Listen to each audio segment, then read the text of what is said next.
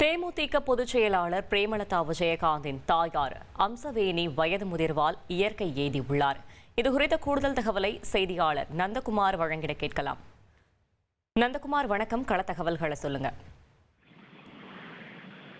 அதாவது தேமுதிக பொதுச் செயலாளர் பிரேமலதா விஜயகாந்த் அவர்கள் இல்லம் தேடி உள்ளம் நாடி என்ற பிரச்சார பேருரையில் தமிழகம் முழுவதும் சுற்றுப்பயணம் மேற்கொண்டு வருகிறார்.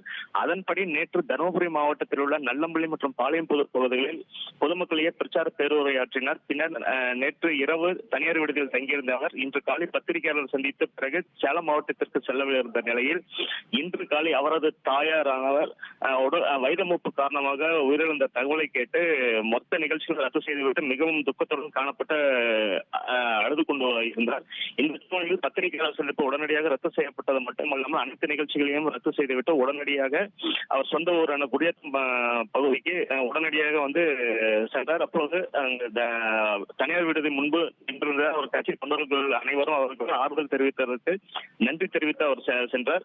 இது குறித்து தேசிய முற்போக்கு திராவிட கழக தலைமை கழகத்திலிருந்து பத்திரிகை செய்தி ஒன்று வெளியிடப்பட்டுள்ளது. அதில் தேசிய முற்போக்கு திராவிட கழகத்தின் பொதுச் செயலர் திருமதி பிரேமலதா விஜயகாந்த், கழக பொருளாளர் எல் கே சுதீஷ், பாண்டிச்சேரி ராமச்சந்திரன் மருத்துவமனை சேர்மன் திருமதி ராதா ராமச்சந்திரன் அவர்களின் தாயாரும் திரு எல் சி கண்ணையா அவர்களின் மனைவி திருமதி அம்சவேணி அவர்கள் இன்று காலை வயது மூப்பின் காரணமாக இயற்கை இதனை ஆழ்ந்த வருத்தத்துடன் தெரிவித்துக் கொள்கிறோம். விருகம்பாக்கம் இல்லத்தில் இருந்து இறுதி ஊர்வலம் நாளை மதியம் 1 மணி அளவில் தொடங்கி வடபழனி ஏவிஎம் மின்மயானத்தில் அடக்கம் செய்யப்படுகிறது என்ற செய்தியை வெளியிட்டுள்ளது குறிப்பிடத்தக்க ஒரு விஷயமாகும். தகவல்களுக்கு நன்றி நந்தகுமார்.